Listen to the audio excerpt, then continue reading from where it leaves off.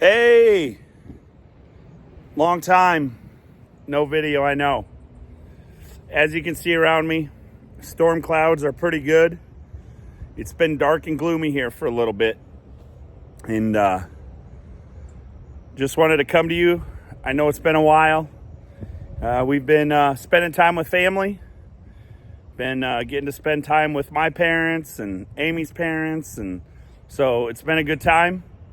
We also had the opportunity to go to church last Sunday at a church where our kids and Amy and I went when they were little, probably 20 plus years ago, and led to a lot of great memories and a lot of great relationships. And so we had the opportunity to worship with them last Sunday, and that was great. But as this storm was coming in today, and it was as we were approaching Fargo, we were coming from Minnesota, it was getting really dark. And it was dark and gloomy.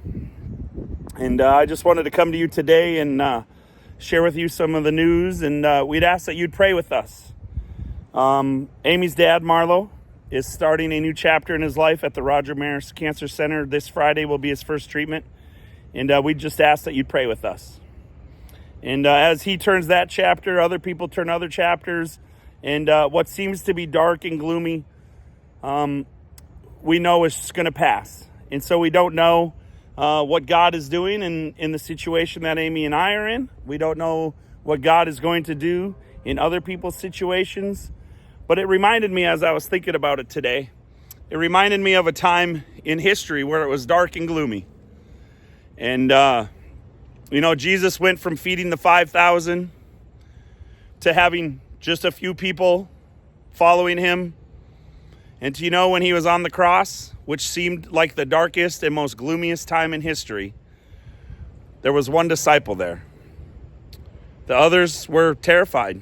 Were they next? Was it going to be them?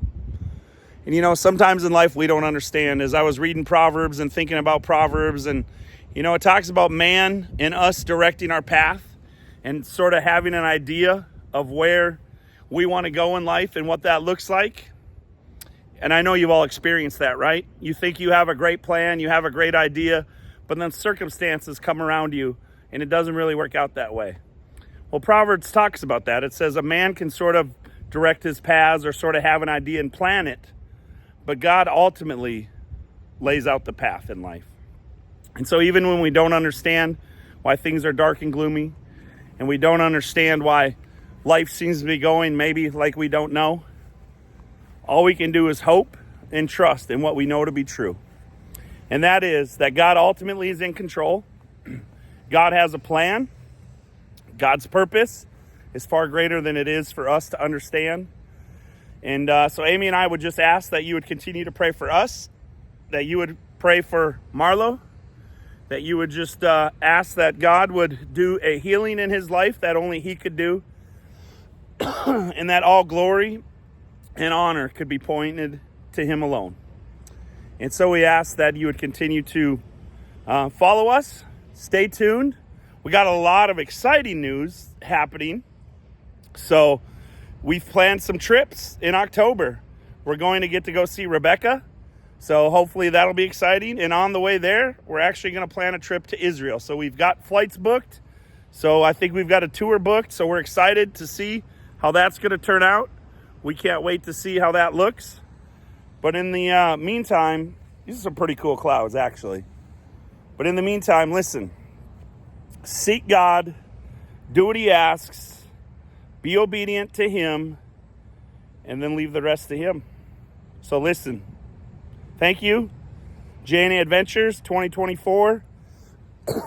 Hoping to see more people. Hoping to see more family.